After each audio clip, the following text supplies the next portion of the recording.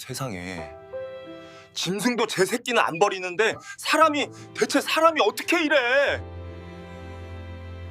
부산의 밤은 입김이 나오자마자 얼어붙을 정도로 추웠다. 부산역 뒤편 고층 빌딩의 화려한 불빛이 닿지 않는 어둡고 더러운 골목길.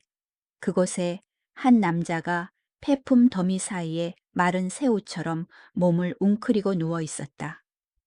그는 낡은 신문지를 이불 삼아 덮고 뼈만 앙상한 가슴에 빈 소주병을 갈라진 두 손으로 꼭 껴안고 있었다. 그는 김도윤이었다. 불과 몇 년 전만 해도 이 누더기를 걸친 남자가 천재 엔지니어이자 대한민국 굴지의 기술 기업들이 레드카펫을 깔고 모셔가려 했던 황금 두뇌였다는 사실을 누가 상상이나 할 수 있었겠는가. 그가 만든 알고리즘은 한 산업 전체를 바꿀 열쇠라는 찬사를 받았다. 하지만 그 모든 영광은 운명의 하룻밤 사이에 물거품처럼 사라졌다. 가장 믿었던 사람의 배신은 심장에 꽂힌 치명적인 칼날과 같았다. 평생을 바친 기술은 도난당했고 회사는 무너졌으며 빚더미에 앉게 되었다. 더욱 고통스러운 것은 그 충격이 부모님마저 앗아가 버려 도윤을 세상에 홀로 남겨두었다는 점이었다. 그는 장례를 치르기 위해 사채까지 써야 했다. 한때 그를 추앙하던 세상은 이제 그를 나병 환자 보듯 피해야 할 쓰레기 취급을 했다. 1년이 지나고 재기의 희망은 완전히 꺼져버렸다. 도윤의 심장은 굳은 살이 박여 눈물도 분노도 말라버렸다. 지금 그의 머릿속에는 단 하나의 생각뿐이었다. 오늘 밤 눈을 감으면 이 추위가 나를 영원히 데려가서 다시는 깨어나지 않았으면 좋겠다. 도윤은 떨리는 손으로 소주병을 입으로 가져가 거꾸로 세웠다. 똑! 마지막 남은 술 몇 방울이 타들어가는 목구멍으로 흘러내렸다. 하, 이것조차 나를 떠나는구나. 도윤은 쓴웃음을 지었다. 얼룩진 얼굴에 일그러진 미소를 띠며 그는 천천히 눈을 감고 저승사자를 기다렸다. 하지만 삶과 죽음의 경계에 선 바로 그 순간 적막한 밤을 찢는 기이한 소리가 들려왔다. 응게, 응게. 처음에는 도둑고양이 소리인 줄 알았다. 이 골목에는 쓰레기를 뒤지는 고양이가 넘쳐났다. 그는 귀를 막고 세상 일을 무시하려 했다. 하지만 아니었다. 그 소리는 고양이 소리와 달랐다. 바람 앞에 등불처럼 쉬고 약하고 끊어질 듯 했지만 분명 아이의 울음소리였다. 미친 짓이야. 이런 지옥 같은 곳에 아이가 있을 리 없잖아. 도윤은 스스로에게 말했다. 하지만 그 울음소리는 점점 더 선명하게, 더 애처롭게 그의 가슴을 파고들었다. 보이지 않는 힘에 이끌리듯 도윤은 억지로 몸을 일으켰다. 오랫동안 영양실조에 시달린 탓에 관절에서 뚝뚝 소리가 났고 배고픔에 눈앞이 어지러웠다. 그는 비틀거하며 산더미처럼 쌓인 쓰레기 더미 쪽으로 걸어갔다. 그리고 눈앞에 펼쳐진 광경에 도윤은 얼어붙고 말았다. 악취나는 폐지와 낡은 옷가지들 사이에 얇은 수건 한 장에 대충 쌓인 작은 생명이 추위에 파랗게 질려 있었다. 갓난아이였다. 조그만 입술은 덜덜 떨리고 있었고 앙상한 손가락은 마치 삶의 온기를 붙잡으려는 듯 절망적으로 허공을 휘젓고 있었다. 세상에 어떻게 이렇게 잔인할 수가 있지? 도윤은 경악했다. 하지만 아이를 구하려는 생각이 스치는 순간 비겁한 두려움이 밀려왔다. 경찰에 신고해 안 돼. 나 같은 노숙자가 이 아이를 데려가면 유괴범으로 오해할 거야. 그러면 내 신원이 밝혀질 테고 빚쟁이들이 찾아오겠지. 내 인생은 끝이야. 도윤은 한 걸음 뒤로 물러나며 고개를 돌렸다. 내 앞가림도 못하면서 누굴 구한다는 거야. 도윤아, 등 뒤에서 들려오는 울음소리가 수천 개의 바늘처럼 양심을 찔러댔지만 도윤은 이를 악물고 발길을 돌리려 했다. 그때 거칠고 차가운 손 하나가 그의 옷자락을 꽉 붙잡았다. 절박한 손길이었다. 박씨 아저씨였다. 같은 처지의 나이를 초월한 친구 한때 건장한 건설 노동자였으나 병으로 뼈만 남은 박씨 아저씨. 그는 누워 있었다. 숨소리는 마치 낡은 풀무질 소리처럼 거칠었고 기침할 때마다 입가로 피가 쏟아져 나왔다. 박씨 아저씨는 자신의 한계가 왔음을 알고 있었다. 김군. 박애씨 아저씨의 목소리는 쉬어 있었고 탁한 눈은 도윤을 뚫어지게 바라보았다. 박씨 아저씨는 떨리는 손으로 때 묻은 속옷 안에서 작은 비닐봉지를 꺼내 도윤의 손에 억지로 쥐어주었다. 안에는 구겨진 지폐 몇 장과 차가운 동전들이 들어있었다. 31만 4천 원. 그것은 그가 몇 년 동안 깡통과 신문지를 주워 모은 전 재산이자 피와 땀이었다. 아저씨, 이게 뭐 하는 거예요? 도윤은 당황했다. 박씨 아저씨는 도윤의 손을 꽉 잡았다. 손톱이 살을 파고들어 아플 정도였다. 김군, 제발 저 아이를 구해줘. 죽어가는 남자의 고통스러운 얼굴 위로 눈물이 흘러내렸다. 저 아이가 무슨 죄가 있겠어. 이제 막 태어났는데. 저걸 버린 놈들은 짐승이야. 하지만 김군, 우리는 그래도 인간이잖아, 안 그래? 박씨 아저씨의 목소리가 울먹이며 터져 나왔다. 난 끝났어. 오늘 밤을 넘기지 못할 거야. 하지만 자네는 달라. 자네는 아직 젊고 다시 시작할 수 있어. 하늘이 저 아이를 내려보낸 건 우리 같은 밑바닥 인생들도 한 번쯤은 다시 인간이 되어보라는 뜻일 거야. 이 돈 받아 가서 구해. 도윤은 목이 메어 아무 말도 못한 채 그 자리에 못 박힌 듯 서 있었다. 박씨 아저씨의 손에 서서히 힘이 풀리더니 차가운 땅바닥으로 툭 떨어졌다. 아저씨의 눈이 천천히 감겼고 입가에는 희미한 만족의 미소가 남았다. 쓰레기 더미 속 아이의 울음소리가 다시 들려왔지만 이번에는 꺼질 듯 더 약해져 있었다. 도윤은 늙은 친구의 시신을 바라보다가 손에 쥐어진 돈뭉치를 내려다보았다. 뜨거운 눈물이 솟구쳐 얼굴의 먼지를 씻어내렸다. 그는 유일한 방한복인 자신의 패딩 점퍼를 벗어 떨리는 손으로 박씨 아저씨의 시신을 덮어주었다. 죄송해요, 아저씨. 제가 해드릴 수 있는 게 이것뿐이네요. 부디 편안히 가세요. 도윤은 횡몸을 돌려 쓰레기 더미를 향해 달려들었다. 심장이 쿵쾅거렸다. 제발, 제발, 살아만 있어 다오. 그는 무릎을 꿇고 아이를 번쩍 안아 올렸다. 아이의 몸은 얼음장처럼 차가웠다.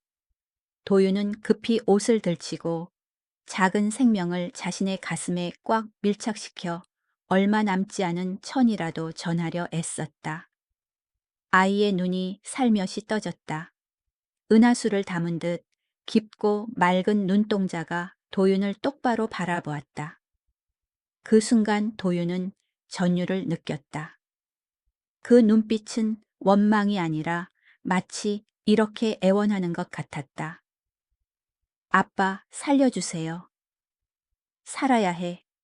우리 둘 다 살아야 해. 도윤은 맹세하듯 중얼거렸다.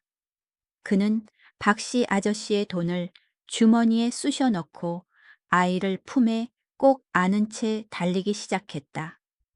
그는 미친 사람처럼 부산의 꼬불꼬불한 골목길을 달려 싸구려 여인숙들의 문을 두드렸다. 가는 곳마다 귀신 쫓듯 그를 쫓아냈다. 하지만 도윤은 포기하지 않았다. 마침내 가장 낡고 구석진 곳에 탐욕스러운 주인이 30만 원. 박씨 아저씨가 남긴 돈에 거의 전부를 부르며 그를 받아주었다. 콧구멍만 한 방귀였지만 바닥에는 난방이 들어왔다. 도윤은 아이를 바닥에 내려놓고 숨을 죽인 채 지켜보았다. 아이의 보라색으로 질린 작은 손이 꿈틀거리더니 허공을 더듬다. 도윤의 굳은 살 박인 검지 손가락을 꽉 쥐었다. 약하지만 기적 같은 힘이 담긴 손길이었다. 도윤은 무너져 내렸다. 그는 아이 옆에 머리를 박고 어린애처럼 엉엉 울었다. 그래, 아빠가 다시 살아볼게. 너를 위해서 다시 인간이 되어볼게. 내 목숨을 다해 너를 지켜주마. 아이의 몸을 닦아주던 중 도윤은 아이의 목에 끊어진 금목걸이가 걸려 있는 것을 발견했다. 펜던트에는 이상한 기호들이 새겨져 있었다. 그것이 아이의 신분에 대한 유일한 단서였다. 그는 속으로 생각했다. 친부모가 누구든 지금 이 순간부터 넌 김도윤의 아들이다. 그날 밤 도윤은 뜬 눈으로 밤을 지새웠다. 그는 어둠을 몰아내고 서서히 밝아오는 창밖을 바라보았다. 서준, 김서준. 그 이름이 자연스럽게 입 밖으로 튀어나왔다. 서준, 루이준. 박씨 아저씨가 남겨준 희망처럼 상서롭고 뛰어난 시작. 며칠 후 좀 더 깨끗해진 모습으로 도윤은 아이를 안고 구청을 찾았다. 펜을 쥔 손이 덜덜 떨렸다. 출생신고서의 본명 김도윤을 적는다는 것은 과거의 빚쟁이들에게 발각될 위험을 감수한다는 뜻이었다. 하지만 품 안에서 곤히 잠든 서준을 보며 그는 입술을 꽉 깨물고 한 글자 한 글자 정성껏 적어 내려갔다. 아이 엄마는요? 직원이 퉁명스럽게 물었다. 도윤은 고개를 들었다. 평소에 주눅든 모습과는 다른 결연한 눈빛이었다. 저는 싱글데디입니다. 제가 키울 겁니다. 출생신고서에 도장이 찍혔다. 김서준은 공식적으로 김도윤의 아들이 되었다. 피 한 방울 섞이지 않았지만 그 어떤 혈연보다 진한 인간애로 맺어진 인연은 그렇게 시작되었다. 하지만 인생은 이 부자에게 늘 놀라움을 준비해 두고 있는 듯했다. 시간이 흐르며 도윤은 서준이 평범한 아이가 아니라는 것을 깨달았다. 돌도 지나기 전에 숫자를 줄줄 셌다. 3살이 되자 서준의 기억력은 도윤에게 소름이 돋게 할 정도였다.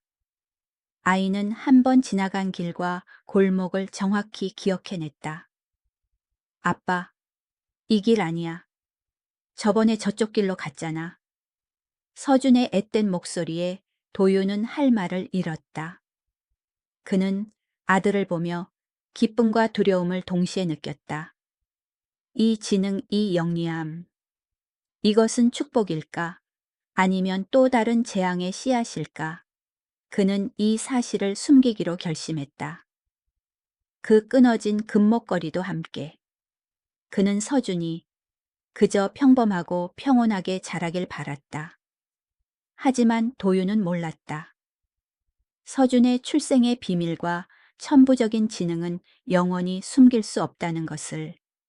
그 끊어진 목걸이와 소년의 비상한 기억력이야말로 그가 상상조차 하지 못했던 끔찍한 진실의 문을 여는 열쇠였다는 것을.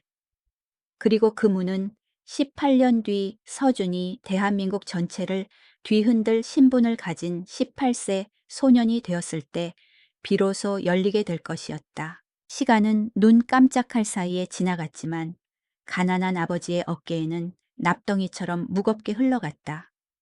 그 운명의 겨울밤 이후 어느덧 18년이라는 세월이 흘렀다.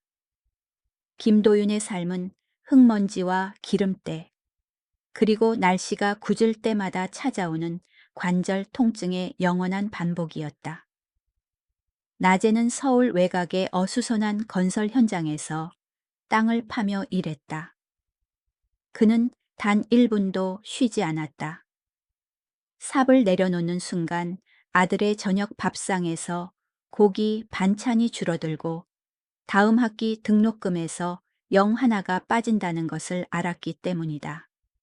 밤이 되고 도시에 불이 켜지면 도윤은 다시 습한 고물상으로 기어들어갔다. 그의 일은 사람들이 버린 전자제품에서 부품을 분해하는 것이었다. 부자들에게는 쓰레기였지만 이들 부자에게는 금광과도 같았다. 김 반장. 오늘도 밤새우려고 고물상 주인이 희미한 전등 아래서 묵묵히 일하는 도윤을 보며 안쓰러운 듯 고개를 저었다. 도윤은 고개를 들어 기름과 땀이 뒤섞인 이마를 닦았다. 네, 우리 애가 곧 대입 시험이라서요. 조금만 더 버텨야죠. 허참 서준이 같이 효자 아들을 둔 건 정말 복받은 거야. 요새 세상에 당신처럼 희생하는 아버지가 어디 있어? 도윤은 그저 사람 좋은 미소만 지었다. 집으로 돌아가는 길 다리는 감각이 없을 정도로 저렸지만 그는 늘 들르던 노점에서 따끈한 붕어빵 한 봉지를 샀다.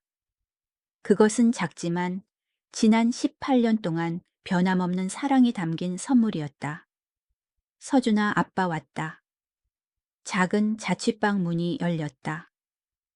7살 때 볼볼거리고 뛰어다니던 꼬마는 온데간데 없고 눈앞에는 키 크고 잘생긴 18세 청년이 서 있었다. 김서준. 아빠 또 늦으셨네요. 서준은 황급히 아빠 손의 짐을 받아들며 타박하는 말투 속에 안타까움을 담아 말했다. 그는 아빠의 굳은 살 박이고 갈라진 검은 손을 보며 가슴이 아려왔다. 서준은 물질적으로는 부족했지만 사랑은 차고 넘치게 받으며 자랐다. 로봇이나 게임기를 살 돈은 없었지만 18년 동안 그의 장난감은 아빠가 가져온 고물들이었다. 낡은 라디오를 분해하고 고장난 시계를 다시 조립하고 새카맣게 탄 회로 기판을 만지작거렸다. 바로 그 쓰레기들이 숨겨진 기술 천재를 단련시킨 것이었다. 그리고 두 부녀의 가장 소중한 보물은 도윤이 화려했던 과거의 마지막 유물처럼 간직해온 낡은 가죽 수첩이었다. 그 수첩에는 미완성의 공식들과 한때 도윤을 파산으로 몰고 갔던 알고리즘들이 빼곡히 적혀 있었다. 어릴 때부터 서준은 그 난해한 그림들에 매료되었다. 아빠 여기 계산 틀렸어요. 변수를 우회해서 이쪽으로 돌리면 전류가 더 매끄럽게 흐르지 않을까요? 대입 수학 문제를 풀던 서준의 목소리가 들려왔다. 도윤은 깜짝 놀라 아들이 가리킨 페이지를 들여다보았다. 그는 말문이 막혔다. 18년 전 최고의 엔지니어 팀도 해결하지 못했던 난제가 고등학생의 연필 한 자루로 가볍게 해결되어 있었다. 서준이 수첩 여백에 그려넣은 숫자와 선들은 낙서가 아니라 완벽하게 최적화된 알고리즘이었다. 그날 밤 산더미 같은 책들 사이에서 잠든 서준을 바라보며 도윤은 떨리는 손으로 수첩을 덮었다. 도대체 넌 누구니 내 몸에 어떤 피가 흐르기에 이런 무서운 재능을 가진 거니? 도윤은 이 보석을 언제까지나 누더기 속에 숨길 수 없다는 것을 알았다. 서준은 곧 대학에 가야 했고 더 걸맞은 발판이 필요했다. 비싼 대학 등록금 때문에 도윤은 인천에 있는 태양그룹의 거대한 물류, 창고시설 관리직으로 취직하기로 결심했다. 그곳에서 사람들은 그를 그저 말없는 김노인이라고만 불렀지 아무도 잊힌 천재의 화려한 과거를 알지 못했다. 그러던 어느 날 밤 도윤이 야간 당직을 서고 있을 때 아빠의 허리를 걱정해 몰래 와서 청소를 돕던 서준과 함께 재앙이 닥쳤다. 화광 수만 평에 달하는 창고 전체를 뒤흔드는 큰 폭발음이 울렸다. 끝없이 이어지던 자동 컨베이어 벨트 시스템이 갑자기 멈췄다. 비상 사이렌이 요란하게 울리고 붉은 경고등이 종말을 예고하듯 깜빡거렸다. 수조원의 가치를 지닌 창고의 두뇌인 중앙 제어 서버 시스템이 갑자기 마비된 것이다. 수만 개의 화물이 꼼짝없이 멈춰섰다. 젠장 기술팀 빨리 불러. 시스템이 다운됐어. 관리자가 무전기에 대고 고함을 질렀다. 외국인 전문가들과 고급 엔지니어들이 허둥지둥 뛰어다녔지만 속수무책이었다. 제어 화면에는 붉은색 오류 코드만 떴다. 원인을 찾는 사람은 아무도 없었다. 1분마다 수십억 원이 증발하고 있었다. 혼란 속에서 경찰과 보안팀이 현장을 봉쇄했다. 모두 꼼짝마 한 명씩 신분증 검사한다. 사보타주 파괴 공작가 의심된다. 도윤의 얼굴에서 핏기가 싹 가셨다. 검사를 받으면 빚을 피해 숨어 살던 과거와 가짜 신분이 들통날 것이었다. 서준의 대학 입학도 물거품이 될 것이다. 그는 아들의 손을 잡고 도망칠 길을 찾으려 했다. 하지만 서준이 갑자기 아빠의 손을 꽉 잡았다.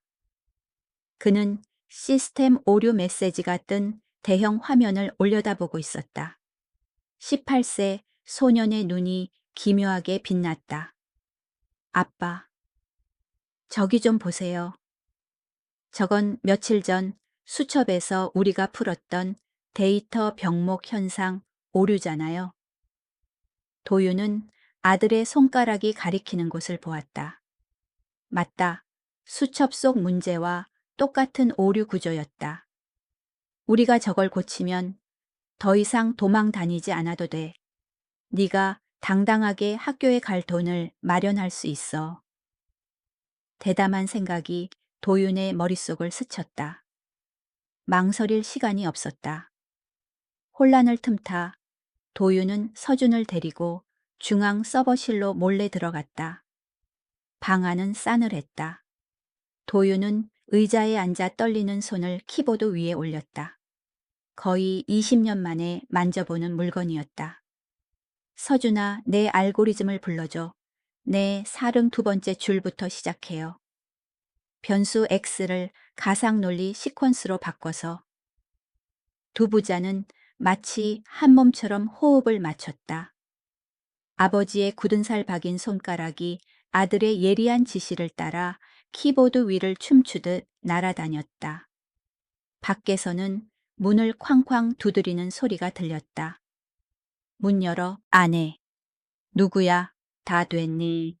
도윤은 비 오듯 땀을 흘렸다. 엔터 누르세요, 아빠. 서준이 소리쳤다. 하악. 엔터키가 눌러졌다. 순식간에 붉은색 화면이 부드러운 초록색으로 바뀌었다. 밖에서 멈춰있던 컨베이어 벨트 모터가 웅궁거리며 다시 돌아가기 시작했다. 기적처럼 창고 전체가 되살아났다. 서버실 문이 열리고 경찰과 경영진이 들이닥쳤을 때 그들이 본 것은 고생에 찌든 노인과 낡은 교복을 입은 소년뿐이었다. 누구야? 누가 시스템을 고친 거야? 창고 책임자가 멍하니 물었다. 그날의 사건은 그룹 전체를 뒤흔들었다. 언론은 가난한 노동자 부자, 후지, 태양그룹의 수조 원대 물류 시스템을 구하다. 라는 헤드라인을 뽑아냈다. 물류회사 회장이 직접 내려와 악수를 청하고 포상금을 주며 도윤을 특별 기술 고문으로 초빙했다. 18년 만에 처음으로 도윤은 고개를 들 수 있었다. 그는 입학을 앞둔 서준에게 새 양복을 사주었고 아들이 꿈꾸던 최고급 컴퓨터도 사주었다. 하지만 도윤은 꿈에도 몰랐다. 그 영광의 빛이 바로 사신의 칼날이 될 줄은. 서울 강남 최고급 지역에 위치한 태양그룹 본사 차가운 회장실에서 한 중년 남자가 텔레비전 뉴스를 뚫어지게 보고 있었다. 그는 바로 최전무, 과거 도윤의 철천 지원수였다. 김도윤, 이 개자식이 아직도 살아 있었어. 그는 이 사이로 으르렁거렸고 손에 쥐고 있던 와인잔이 산산조각 났다. 18년 전 도윤의 모든 것을 빼앗은 장본인이었다. 하지만 그를 경악하게 만든 건 도윤이 아니었다. 기자가 찍은 사진 속 도윤. 옆에 서 있는 청년 때문이었다. 18세 소년 김서준. 저 얼굴, 저 눈빛, 곧게 뻗은 콧날. 최 전무는 비틀거리며 뒷걸음질 쳤다. 얼굴에서 핏기가 완전히 사라졌다. 그는 마치 유령을 보는 듯했다.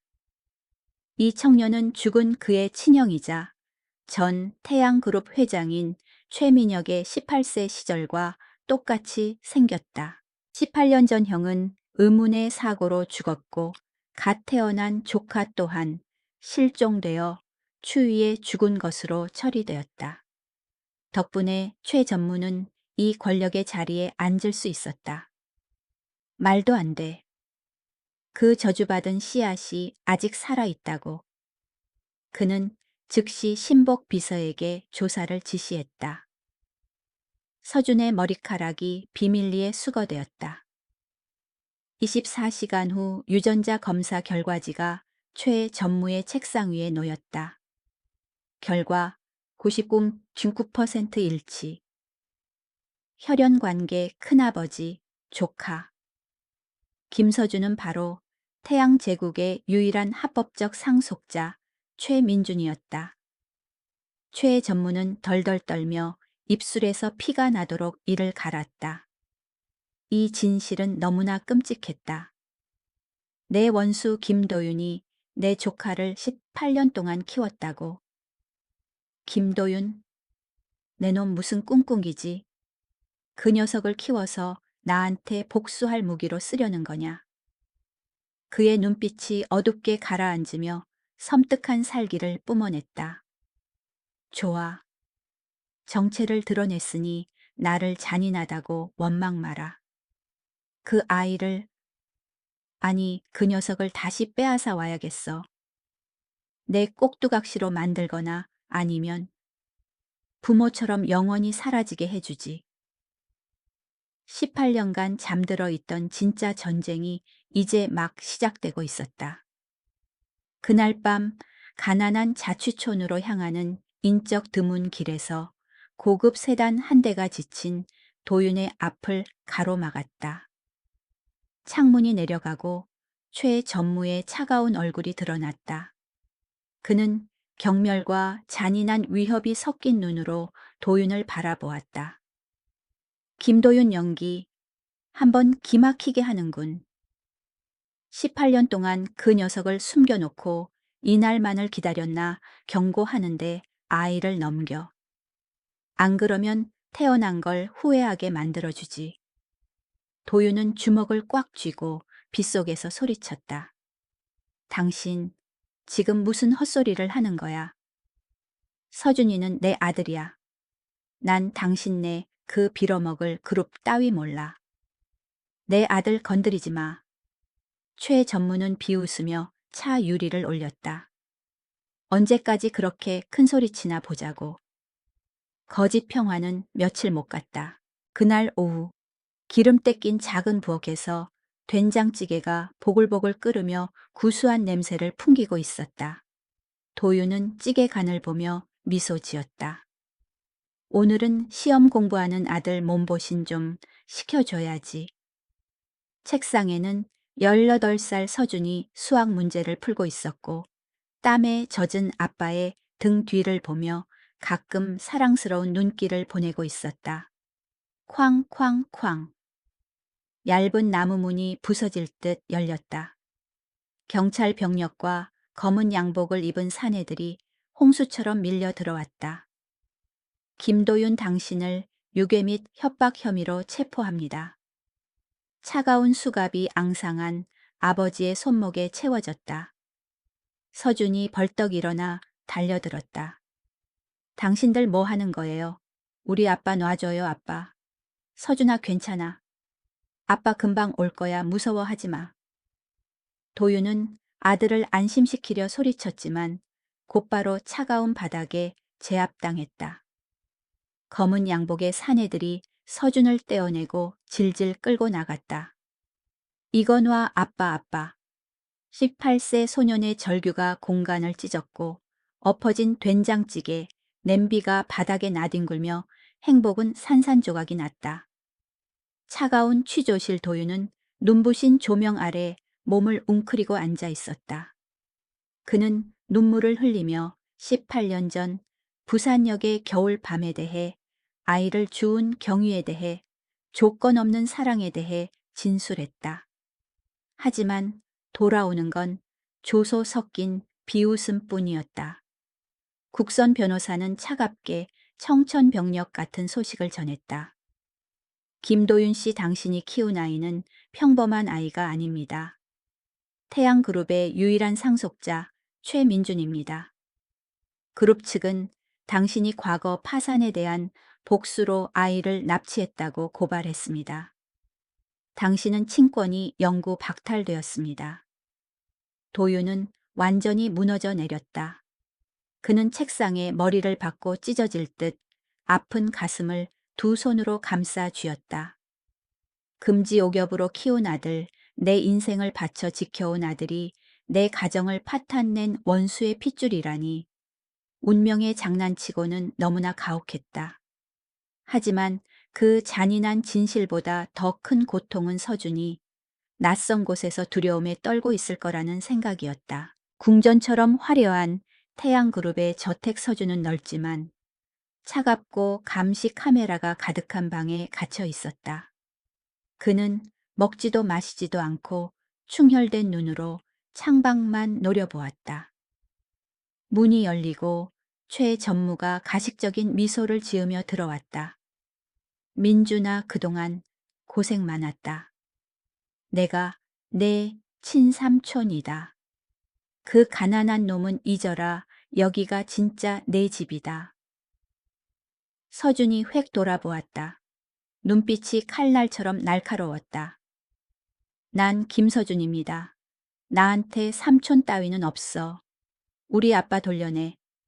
가족 노름이 통하지 않자 최 전무는 악마의 본색을 드러냈다. 그는 서류 뭉치를 테이블에 던졌다. 좋아. 네가 그 양아버지를 구하고 싶다 이거지. 내 아비는 지금 무기징역 위기야.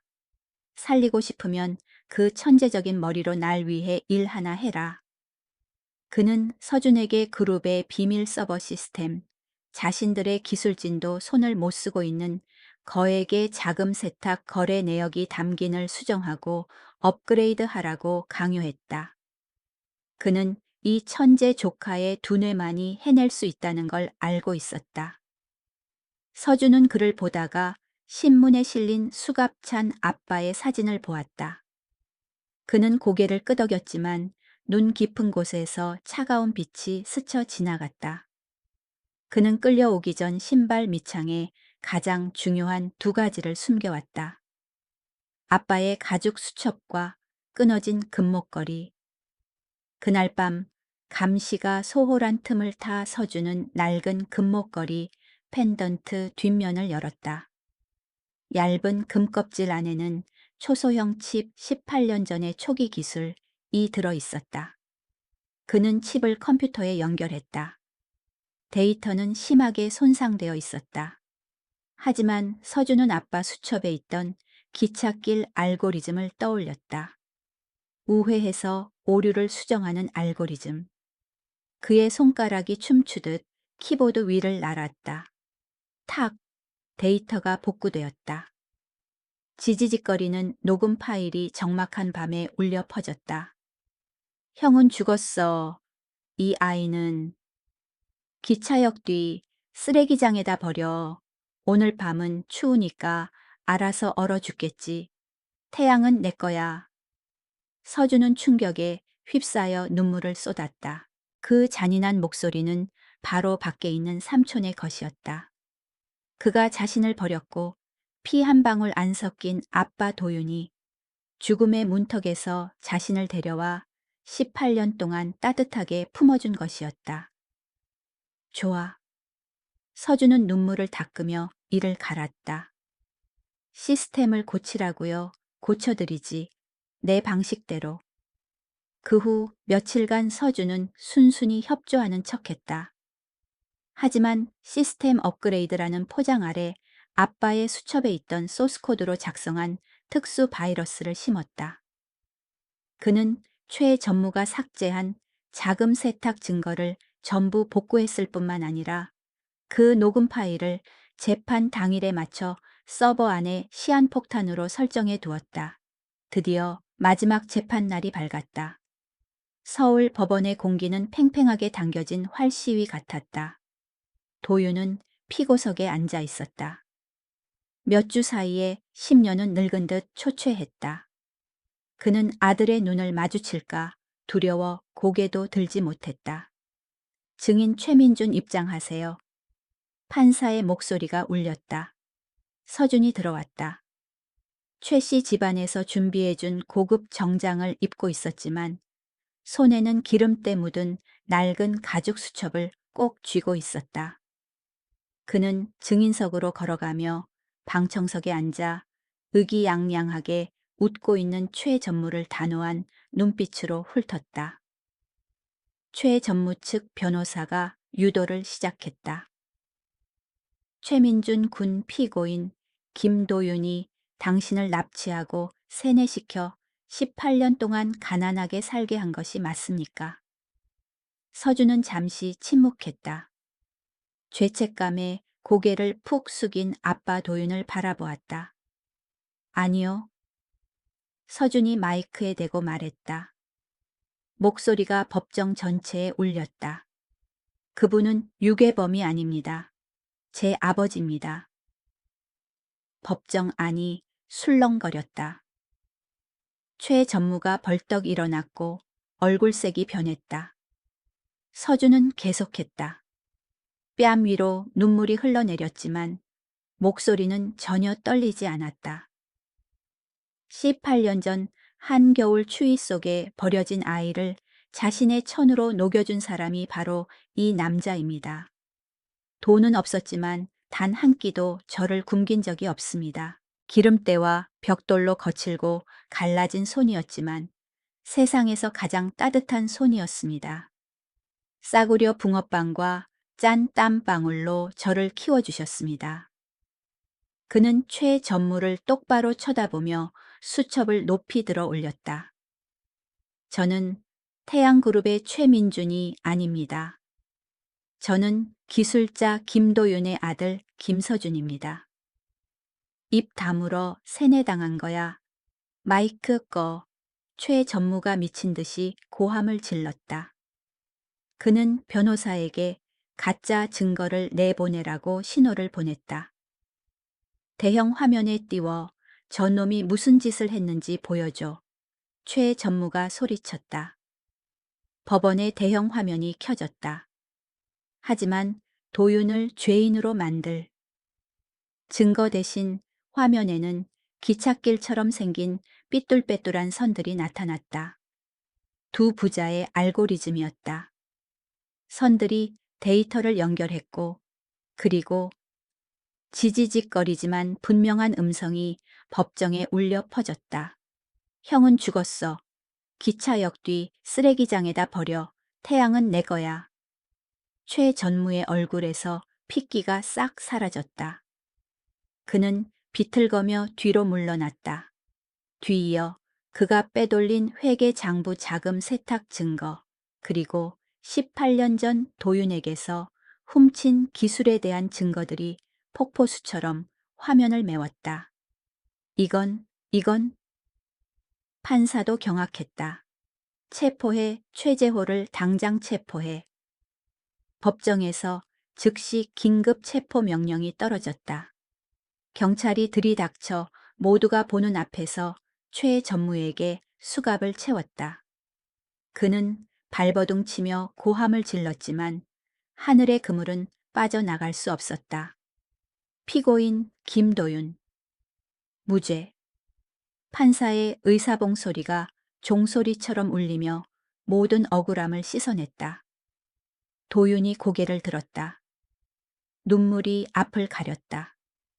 미처 일어나기도 전에 단단한 팔이 그를 와락 껴안았다. 아빠. 서준이 증인석에서 뛰어내려와 앙상한 아버지를 꽉 껴안았다. 서준아, 우리 바보 아들. 도윤은 엉엉 울며 떨리는 손으로 18살 아들의 등을 쓰다듬었다. 집에 가요, 아빠. 집에 가서 붕어빵 먹어요.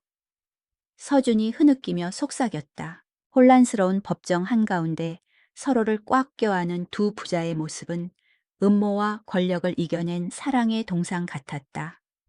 낡은 금목걸이와 가죽 수첩은 그 자리에 놓여 18년의 폭풍우 속에서도 행복으로 가득했던 타인이었지만 서로의 피와 살이 된 두 사람의 여정을 증명하고 있었다. 상속자 바꿔치기. 사건은 한국 사회 전체에 지진을 일으켰다. 최 전무는 감옥에 갔고 탐욕스럽고 잔인한 자에게 합당한 판결이 내려졌다. 하지만 여론을 가장 많이 울린 것은 재벌가의 암투가 아니라 법정에서 서로를 껴안고 오열하던 두 부자의 모습이었다. 김도윤은 즉시 석방되었다. 구치소 문이 열리고 따사로운 햇살이 마른 남자를 비췄다. 이번에 그는 고개를 숙이지 않았다. 그의 곁에는 서준이 있었기 때문이다.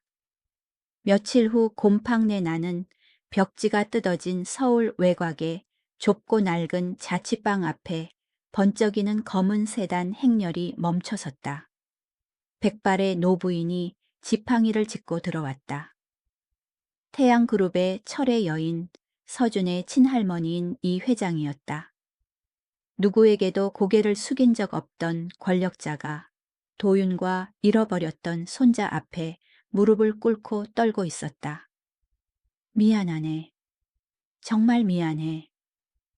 그녀의 목소리가 깨지며 주름진 뺨 위로 눈물이 흘렀다. 나는 못난 할미야. 내 둘째 아들이 괴물인 줄도 몰랐어. 고맙네, 김 선생. 최 씨 집안의 마지막 핏줄을 살려줘서 고마워. 사람으로 키워줘서 고맙네. 그녀는 서준의 손을 잡고 간절하게 말했다. 민준아, 집에 가자. 태양으로 돌아와. 너는 유일한 상속자야. 할미가 너에게 모든 걸 주마. 도윤은 구석에 서서 가슴이 찢어지는 듯했다. 언젠가 이런 날이 올 줄 알았다. 그는 서준을 바라보았다. 이 잘생기고 유능한 청년은 자신 같은 무능한 노인과 이런 쪽방에 있을 게 아니라 성 같은 저택에 있어야 했다. 서준아, 도윤이 목맨 소리로 말했다. 가거라. 할머니 따라가. 거기 가면 넌 앞길이 창창할 거야. 아빠는 괜찮다. 하지만 서준은 할머니 쪽으로 발을 떼지 않았다. 그는 뒷걸음질 쳐서 도윤의 굳은 살 박이고 갈라진 손을 꽉 잡았다. 도윤이 아픔을 느낄 정도로 세게 쥐었지만 그것은 행복한 통증이었다. 할머니. 서준이 이 회장의 눈을 똑바로 바라보았다. 죄송해요. 저는 태양의 상속자가 되고 싶지 않아요. 저는 최민준이 아닙니다. 저는 김도윤 아빠의 아들 김서준입니다. 방 안은 쥐 죽은 듯 조용해졌다. 저한테는 수천억짜리 그룹도 아빠가 끓여준 된장찌개보다 귀하지 않아요. 겨울밤 아빠가 덮어준 점퍼보다 따뜻하지 않아요. 할머니가 정말 저에게 보상하고 싶으시다면. 서준의 목소리는 단호했다. 우리 아빠의 명예를 돌려주세요. 18년 전 태양이 아빠에게서 뺏어간 기술을 돌려주세요. 이 회장은 멍하니 있다가 이내 미소를 지었다. 경의가 담긴 미소였다. 그녀는 고개를 끄덕였다. 알겠다. 약속하마. 하지만 나도 부탁이 하나 있다. 두 사람 저택으로 들어와서 살아라. 네가 최고의 교육을 받고 그 천재적인 재능을 펼치게 해주고 싶다. 당장 상속받으라고 강요하지 않으마. 네가 성인이 되어 스스로 결정할 때까지 기다리마. 단 조건이 있다. 김도윤 선생도 반드시 함께 가야 한다. 그렇게 새로운 삶이 시작되었다. 어느덧 10년이 흘렀다. 그해 18살이었던 소녀는 이제 세계 명문대학을 수석으로 졸업한 28살의 늠름하고 준수한 청년이 되었다. 김도윤 또한 본래의 자리인 수석기술 고문으로 돌아왔다. 머리는 희끗해졌지만 눈빛은 빛났고 더 이상 옛날의 우울한 모습은 없었다. 넓은 서재에서 사람들은 종종 흰 머리와 검은 머리가 낡은 가죽 수첩을 사이에 두고 맞대고 있는 모습을 볼 수 있었다. 그 수첩은 이제 세상을 바꿀 새로운 메모와 공식들로 빼곡했다. 이 회장은 이제 노쇠하여 촛불처럼 위태로웠다. 그녀는 전 세계 기자회견을 열어 태양그룹 회장직을 서준에게 공식적으로 물려주기로 결정했다. 제게는 당연히 태자가 즉위할 것이라고 믿었다. 기자회견 당일 수백 명의 기자들이 모였고 플래시가 번개처럼 터졌다. 서준이 단상에 올랐다. 당당하고 자신감 넘치는 태도였다. 그는 마이크를 고쳐잡고 회견장을 내려다본 뒤 맨 앞줄에 앉아 흐뭇하게 바라보는 아빠 도윤을 보았다. 여러분, 서준이 또렷하게 말했다. 할머니와 태양그룹에 깊이 감사드립니다. 하지만 오늘 저는 선언합니다. 저는 회장직 승계를 거부합니다. 회견장이 경악으로 술렁거렸다. 웅성거리는 소리가 끊이지 않았다. 서준은 미소 지으며 계속했다. 대신 저는 제 아버지 김도윤 씨와 함께 넥서스 로직이라는 독립적인 기술 회사를 설립할 것입니다. 할머니는 저에게 넓은 세상을 보는 법을 가르쳐 주셨습니다. 하지만 제 아버지는 그는 도윤 쪽을 바라보았다. 아버지는 저를 주어와 세상과 연결해 주셨듯이 사랑과 나눔으로 세상을 연결하는 법을 가르쳐 주셨습니다. 우리는 지난 20년간 연구해온 기찻길 알고리즘을 사용하여 전 세계 데이터 시스템을 최적화할 것입니다. 아래에서 휠체어에 앉은 이 회장은 화를 내지 않았다. 그녀는 박수를 쳤고 입가에는 만족스러운 미소가 번졌다. 그녀는 태양이 결국 넥서스 로직의 파트너가 될 것이며 손자가 가장 행복한 길을 선택했다는 것을 알고 있었다. 그날 밤 그 모든 소란과 영광 뒤에 두 남자는 다시 시작점인 곳으로 돌아왔다. 그들은 부산역 뒤편의 낡은 기찻길을 따라 걸었다. 바닷바람이 차갑게 불어왔지만 그들의 마음은 이상할 정도로 따뜻했다. 서준아, 도윤이 침묵을 깼다. 정말 회장 자리가 아깝지 않니? 그건 평생 꿈도 못 꿀 권력이고 돈이잖아. 서준은 아빠의 어깨에 팔을 두르며 킥킥 웃었다. 7살 때 붕어빵을 사달라고 조르던 그 천진난만한 웃음 그대로였다. 아빠, 예전에 수첩에 그림 그리면서 저한테 가르쳐 주신 거 기억나요? 앞에 철로가 엉키고 막히면 어떻게 하라고 하셨죠? 도윤은 미소 지으며 회상했다.